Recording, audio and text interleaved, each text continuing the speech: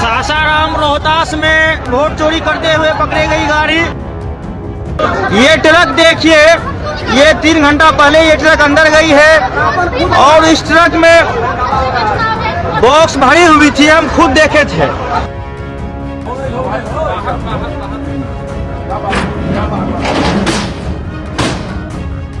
PM साहब सीधे चुनाव आयोग को लिखिए, चुनाव कैंसिल कराने के लिए, फिर से चुनाव हो।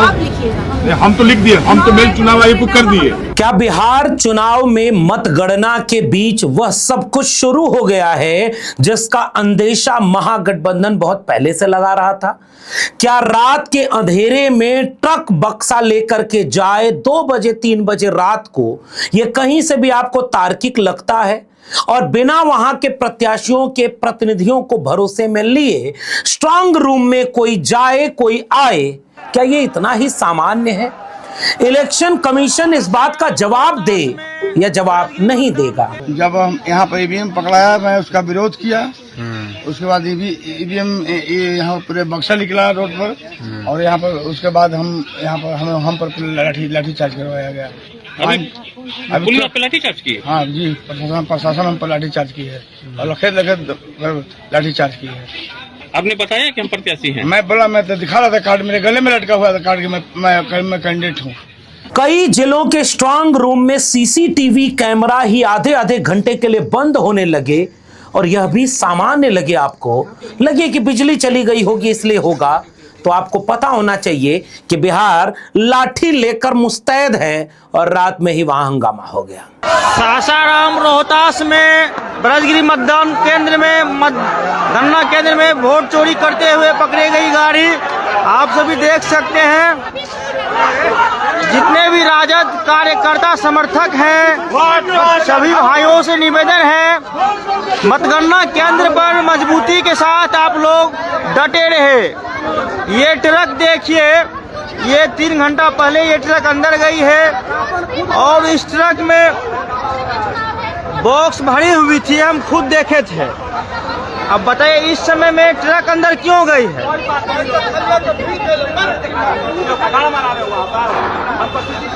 वोट चोर गद्दी छोड़, वोट चोर गद्दी छोड़। इन तस्वीरों को देखने के बाद एक बात तो आपको समझ में आ रही होगी कि ये जो मोबाइल है ना, ये नए दौर में लोकतंत्र का प्रहरी बन गया है। इस मोबाइल के जरिए हर हाथ में टीवी का माइक और कैमरा पहुंच गया है। एक जमाने में टेलीविजन यानी मीडिया को लोकतंत्र का चौथा खंभा कहा जाता था कि लोकतंत्र की मजबूती के लिए जनता के पक्ष में खड़े होकर सत्ता से सवाल करने की भूमिका टीवी मीडिया यानी पत्रकारिता निभाएगी। बाद के दिनों में यह देखा गया कि जैसे जैसे निजी पूंजी पत्रकारिता में चली गई, बड़े बड़े कारपोरेट घरानों के टीवी चैनल खड़े हो गए और धीरे धीरे सत्ता ने अपने ऐड दे करके, सरकारी ऐड दे करके उनको खरीद लिया। उसके बाद वो सत्ता के दरबार में केवल चारण भाट बनकर रह गए। तब इसी मोबाइल ने इंटरनेट ने लोकतंत्र को बचाने की जिम्मेदारी उठा ली है। और ये बिहार में आपको दिख रहा होगा। बिहार में जैसे ही इस बात का अंदेशा था कि अगर एग्जिट पोल के आंकड़ों के मुताबिक 130, 140, 160 और सबसे अच्छे वाले एग्जिट पोल के मुताबिक 200 से प्लस सीटें एनडीए को जब दे दी गई थी, तो लोगों को यह लग रहा था कि यह क्या हो रहा है। भारतीय जनता पार्टी और उसके दरबारी लोग ये कह रहे थे अंडर करंट चल रहा है, महिलाओं ने एक तरफा नीतीश को वोट दे दिया, मोदी जी का मैजिक चल गया। लेकिन किसी को भी पल्ले नहीं पड़ रहा था कि भाई जब इतना चल रहा था तो कहीं नजर क्यों नहीं आ रहा था। पहले के कई जगहों पर जैसे हरियाणा चुनाव में एग्जिट पोल के उल्टा परिणाम आ गया तो विद्रोह हो गया। इस बार यह साजिश की गई कि एग्जिट पोल भी वैसा ही दिखा दो जैसा परिणाम बनाना है। इसीलिए महागठबंधन की तरफ से मुख्यमंत्री पद के उम्मीदवार राजद के सबसे बड़े नेता तेजस्वी प्रसाद ने कल ही प्रेस कॉन्फ्रेंस करके एक बात का ऐलान कर दिया था कि यह बिहार है, यहां कोई भी साजिश इस तरह चलेगी नहीं। एक टांग पर बिहार के लोग खड़े हैं, वो लोकतंत्र की हत्या नहीं होने देंगे। इस बार जनता एक पांव पे खड़ी है, मुंहतोड़ जवाब देगी अगर बेईमानी होगा तो।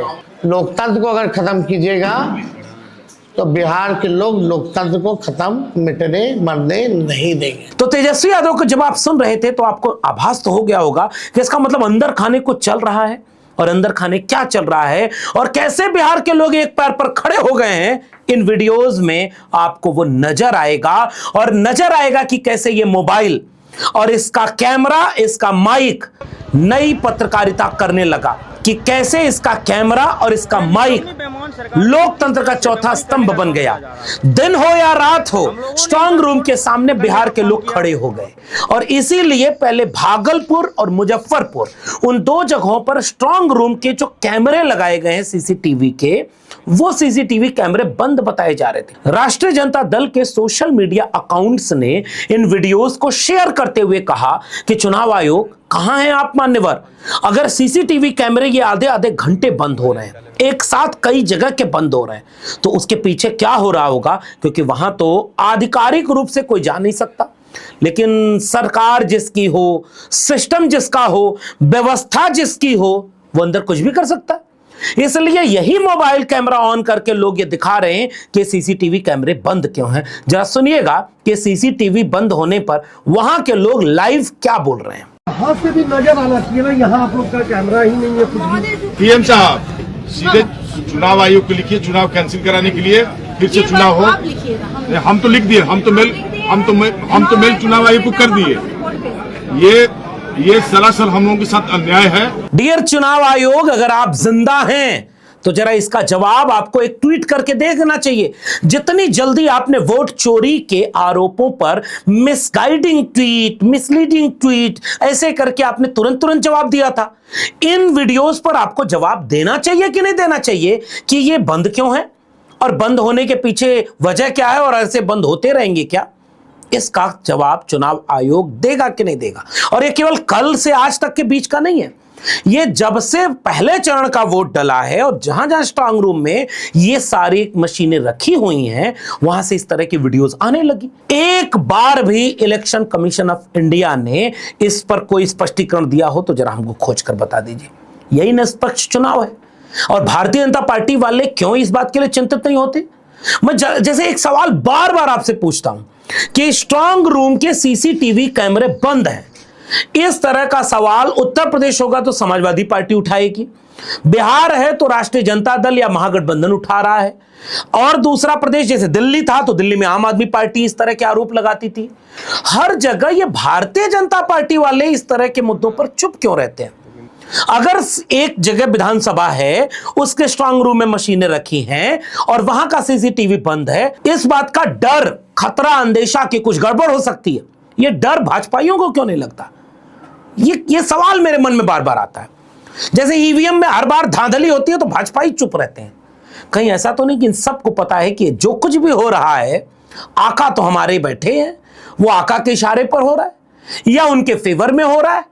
इसलिए लोकतांत्रिक प्रक्रिया में, चुनाव प्रक्रिया में, पूरे चुनाव प्रक्रिया में बिहार के मैं बता रहा हूं, एक बार भी आप इस बात का सबूत देखेंगे क्या कि भाजपाइयों ने कोई आरोप लगाया, कहीं कोई ईवीएम खराब हो रही है, कहीं कोई पुलिस प्रशासन गड़बड़ कर रहा है, क्योंकि पुलिस प्रशासन भाजपा के अंडर में नहीं है, कागज के आधार पर नियम के मुताबिक चुनाव आयोग के अंडर में है। फिर आप मुस्कुरा रहे होंगे कि चुनाव आयोग किसके अंडर में है। हां, एक समय था जब चुनाव आयोग किसी के अंडर में नहीं हुआ करता था, लेकिन अगर आपको यह भ्रम है कि चुनाव आयोग इस समय भी किसी के अंडर में नहीं है तो आप नादान हैं।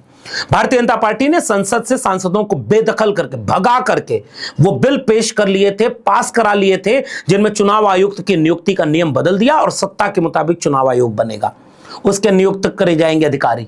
फिर उसके बाद उन अधिकारियों ने नियम बदल दिए, 45 दिन में सीसीटीवी कैमरे की फुटेज डिलीट कर देंगे, चुनाव आयुक्तों पर कोई एफआईआर नहीं कर सकता, कोई जांच नहीं कर सकता। अगर वहां कोई विवाद की स्थिति होती है तो लोकल जगहों पर मतगणना अधिकारी सीधे चुनाव आयोग को बताएगा और चुनाव आयोग अंतिम परिणाम घोषित करेगा, आप कुछ नहीं कर सकते। फिर भी आपको लगता है कि ये निष्पक्ष है। डियर चुनाव आयोग, जरा आपसे ये सासाराम रोहतास के लोग पूछ रहे हैं, पहले वीडियो देखो, और इस वीडियो ने हंगामा मचा दिया है। इस वीडियो को जरा पूरी देखिए। मैं चाहता हूं कि वहां के लोकल लोगों ने बनाई है। इन लोगों ने वही मोबाइल के कैमरे को, मोबाइल के माइक को लोकतंत्र का औजार बना दिया और रात के अंधेरे में सवाल कर रहे हैं। इन बातों को जरा गौर से सुनिए, आप भी सुनिए और डियर चुनाव आयोग, आप भी सुनिए और इसका फिर जवाब दीजिएगा। ये ट्रक देखिए, ये 3 घंटा पहले ये ट्रक अंदर गई है और इस ट्रक में बॉक्स भरी हुई थी, हम खुद देखे थे। अब बताइए इस समय में ट्रक अंदर क्यों गई है?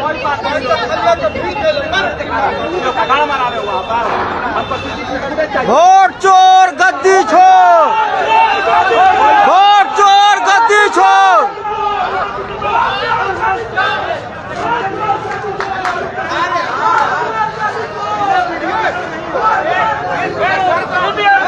वोट चोरी करते हुए रोहतास जिला में पकड़ी गई है, आप सभी देख सकते हैं। अब आपने पूरी वीडियो को सुना होगा, उसमें जो शख्स वीडियो बना रहा है वो इस बात को दावा कर रहा है कि रात के अंधेरे में 2 बजे 3 बजे ये ट्रक अचानक घुसता है, आधे घंटे रहता है, और वो दावा उस व्यक्ति का है कि जब ये जा रहा था तो इसमें सारे बक्से भरे हुए थे, और उसके बाद जब शोर मचाया गया, हल्ला हुआ, तो उसके बाद ट्रक ड्राइवर भाग गया, ट्रक ड्राइवर गायब हो गया, और बाद में पुलिस प्रशासन ने बक्सा खुलवा कर दिखवाया और कहा कि बक्सा तो खाली है। अगर बक्सा खाली है तो दिन के उजाले में ट्रक क्यों नहीं स्ट्रांग रूम गया? जब इतना बड़ा संदेह चुनाव की प्रक्रिया पर देश की जनता लगा रही हो, तो डीएम को, पुलिस अधिकारियों को इस बात के लिए एहतियात बरतना जरूरी नहीं है क्या कि अगर कोई भी आवाजाही, कोई भी गतिविधि स्ट्रांग रूम में हो तो जितने भी कैंडिडेट हैं उनके प्रतिनिधियों को भरोसे में लिया जाए, उनको पहले सूचना दे दी जाए, उसके कागज पत्र दिखा दिए जाए कि ये काम हो रहा है, ये ट्रक जा रहा है, ये खाली बक्सा लेकर जा रहा है, और जब काउंटिंग हो जाएगी तो खाली बक्सा लेकर उसमें बक्से में मशीन भर के वापस आ जाएगा। फिर रात के अंधेरे में ये काम क्यों हो रहा है? दिन के उजाले में भी हो सकता था। और डीएम जब वहां पहुंची तो डीएम ने जितनी नादानी से, जितनी लाचारी से, बेबसी से अपनी बात कही है, जरा आप भी सुनिए। यहाँ से भी नजर आना चाहिए ना, यहाँ आप लोग का कैमरा ही नहीं है कुछ भी। पीएम साहब सीधे चुनाव आयोग को लिखिए, चुनाव कैंसिल कराने के लिए, फिर से चुनाव हो। हम तो लिख दिए, हम तो मेल चुनाव आयोग को कर दिए। ये सरासर हम लोगों के साथ अन्याय है। नहीं, हम तो मेल कर दिए, नहीं, हम तो मेल कर दिए। ये सरासर हम लोगों के साथ अन्याय है। मैडम किसके आदेश से गाड़ी अंदर आया? चिनारी का ट्रक, चिनारी विधानसभा का, और ये अभी ये आया था, ये आप लोग कमिश्निंग देखे थे? चिनारी विधानसभा का तो सुबह में ही मैम आया था, आया है, हम लोग को बुलाया गया है सुबह में। डीएम को आपने बोलते हुए सुना होगा तो यह समझ में आ रहा होगा कि इन अधिकारियों को कहीं का नहीं छोड़ा है भाजपा और उसके सिस्टम ने। इनमें से बहुत सारे अधिकारी तो वो होते हैं जिनके भीतर आरएसएस है, उनके रूह में आरएसएस है। इसलिए उत्तर प्रदेश हो या बिहार, कई अधिकारी आपको ऐसे मिल जाएंगे जो सरकार ने इतना इशारा किया हो तो वो इतना करने को तैयार है। साहब हमको प्रमोशन चाहिए, हमको ये चाहिए, आप इतना सा कहते हैं, लीजिए हम आपको इतना करके दिखाते हैं। एक जमाने में इमरजेंसी जब लगी थी तो उस समय भी ऐसा होता था, आकाओं को खुश करने के लिए ये होता था। लेकिन ये रोहतास सासाराम के डीएम को जब आप सुन रहे थे तो बेबसी लाचारी दिख रहे थे आप।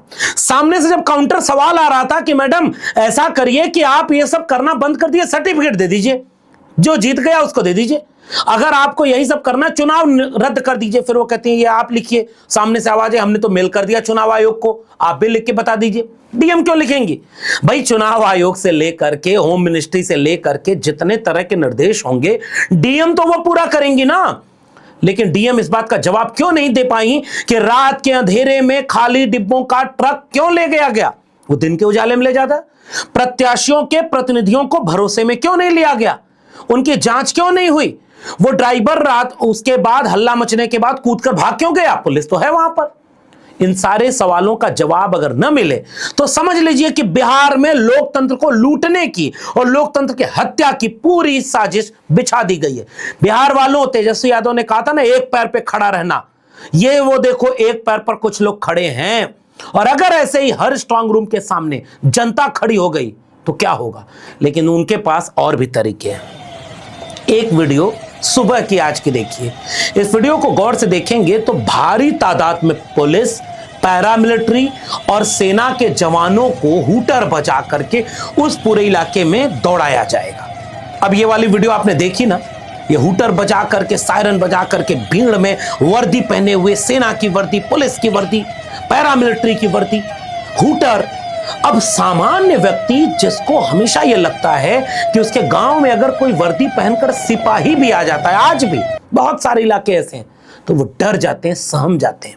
सिपाही अगर इतना सा कुछ कर दे तो कोई हिम्मत नहीं कर पाता अमूमन बोलने की। अब यहां बिहार में इतने लोग जो सड़क पर बैठे हैं, उनके बीच दहशत पैदा करने के लिए हूटर बजा दो जोर से, भारी तादाद में पुलिस दौड़ा दो। हमने यूपी में यह खूब देखा है। बिल्कुल पैटर्न यही है भारतीय जनता पार्टी का। जो यूपी का पैटर्न है वही वो बिहार में लागू कर रही है। और इसी तरह से हूटर बजाकर, वर्दी के खौफ दिखा करके ये सारे काम किए जाते हैं। और आज भागलपुर, सासाराम, रोहतास, मुजफ्फरपुर, इन सारी जगहों पर ऐसे ही किए जा रहे हैं। और जहां जहां ऐसी घटनाएं अभी नहीं हुई हैं, वहां भी हूटर बजाकर ये दहशत का माहौल बनाया जा रहा है, ताकि वो जो गरीब आदमी गांव से आया है ना, सालों लोढ़े अपना मटमैला कपड़ा पहने, अपने साधन से अपने वोट की रक्षा करने के लिए आया है कि नहीं यार, हमारे स्ट्रांग रूम में हम जरा जागेंगे, हम बैठेंगे, हम देखेंगे, हम वहां पर खड़े होकर के अपने जनतंत्र और लोकतंत्र की हिफाजत करेंगे। वो कितनी भी भीड़ हो, एक बार हूटर बजाकर 50 पुलिस वाले खड़े हो जाएंगे तो बताइए गांव वाले कितनी देर तक लड़ पाएंगे, और कितने प्रत्याशी लड़ पाएंगे जो विपक्ष के होंगे। उसके बाद ये क्या हो रहा है, इसका जवाब चुनाव आयोग कभी नहीं देगा। ऐसे में बिहार में लोकतंत्र कितना महफूज बचा है। आप राजनीतिक दलों से लगातार शिकायत करते रहे, जब से चुनाव हो रहा है 30-30 हेलीकॉप्टर पर, एक हेलीकॉप्टर लेकर तेजस्वी यादव या दीपांकर भट्टाचार्य, मुकेश सहनी, आईपी गुप्ता, बीच बीच में कांग्रेस के लोग भी आते रहे। ये सारे लोग तो मेहनत करते रहे, बिहार के मुद्दों पर वोट मांगते रहे, नफरत का एक बयान नहीं दिया, बिहार के युवाओं के, महिलाओं के, गरीबों, किसानों, मजलूमों, दलितों, पिछड़ों के, नौजवानों के मुद्दे पर वोट मांगते रहे। दूसरी तरफ कट्टा, छर्रा, दुनाली, ये वो यही चलता रहा। उसके बाद भी ये सारे लोग संसाधन नहीं, कम संसाधन में बिहार को आगे बढ़ाने के लिए वोट मांगते रहे। और उसके बाद आगाह करते रहे कि देखना वोट को लूटा जाएगा, चोरी की जाएगी, डकैती होने वाली है। बिहार लड़ने भी आया, फिर कितना लड़ोगे आप सत्ता प्रशासन से? और आखिर में एक बार सोच कर बताइएगा। इसीलिए तेजस्वी यादव ने राजनीतिक दल के मुताबिक कल ही रात में ऑनलाइन पूरे बिहार के हर जिले के जिलाध्यक्षों के साथ, पूरे महागठबंधन के अपने आरजेडी के प्रत्याशियों के साथ ऑनलाइन बैठक की, उन्हें निर्देश दिया फॉर्म 17C का मिलान कैसे करना है, कैसे स्ट्रांग रूम और मतगणना के समय आपको सचेत रहना है, कौन कौन से नियम कायदे देखना है, और कैसे वोट की डकैती होने से रोकना है।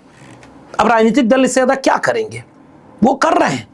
लेकिन अगर ये पूरी लड़ाई को केवल राजनीतिक दलों तक महदूद कर दिया जाएगा तो इस देश के लोकतंत्र को कोई नहीं बचा सकता। ये जनता की लड़ाई होनी चाहिए। भाजपा और जेडीयू वाले इस बात के लिए खुश हो सकते हैं, लोजपा हम वाले इस बात के लिए खुश हो सकते हैं कि चलो किसी भी प्रकार सरकार हमारी बन जानी चाहिए, फिर हम अपना सब लोकतंत्र जिंदाबाद कर ही लेंगे, संविधान को माथे से लगा ही लेंगे, सबका साथ सबका विकास का नारा दे ही देंगे, मीडिया हमारा है ही, मीडिया हमारी लहर सुनामी दिखाई देगा कि अंदर अंदर सब हो रहा था, हम जीत गए। लोकतंत्र हारेगा, इसको बचाना बिहार के नौजवानों की जिम्मेदारी है। अगर बिहार के लोग इस बात को नहीं समझेंगे और इस तरह की चोरी डकैती के सामने लाठी लेकर खड़े नहीं होंगे तो लोकतंत्र बचेगा कैसे? ये बिहार वही है जिसने लोकतंत्र को बचाने के लिए जन आंदोलन खड़ा कर दिया था। सिंहासन खाली करो कि जनता आती है। अब सिंहासन पर बैठा राजा यह हुक्म दे रहा है कि तुम जनता थे, जनता हो, अब तुम्हें प्रजा बना देंगे। राजा जो कहेगा सब सही। इसलिए बिहार के लोगों को फैसला करना है। ये मोबाइल, यही आपका मीडिया है और यही आपका माइक है। इसी मोबाइल से लोकतंत्र बचेगा और इसी मोबाइल के भी बहुत जरूरत है। बिहार में इस तरह की जितनी भी और खबरें आए, इसको आप हमें भी भेजिएगा, हम लोग भी कोशिश करेंगे, क्योंकि एक राज्य में अगर लोकतंत्र नहीं बचा तो फिर कहां बचेगा। जलते घर को देखने वालों, ये यूपी, बंगाल और बाकी प्रदेशों के लोगों के लिए है, और खासकर भाजपा के अंधभक्तों के लिए। अरे जब तुम्हारी लहर चल रही है तो तुम्हें यह करना पड़ रहा है। तुम 56 इंच के हो, तुम्हारी लहर है, तुम्हारी मीडिया है, तुम्हारे पास पैसा है, सब तो तुम्हारे पास है, फिर भी तुम्हें यह करना पड़ रहा है, ये दिखाने के लिए कि जनता तुम्हें चुन रही है। इसका जवाब जनता देगी। आपको ये वीडियो जरूरी लगी हो तो इसे लोगों तक शेयर जरूर करिएगा। इस वीडियो में इतना ही। मेरे चैनल को सब्सक्राइब नहीं किया तो जाते थे चैनल को सब्सक्राइब करिएगा। हम नजर रखेंगे इस तरह की हर गतिविधि पर। मिलते रहेंगे आपसे, तब तक के लिए बहुत बहुत धन्यवाद।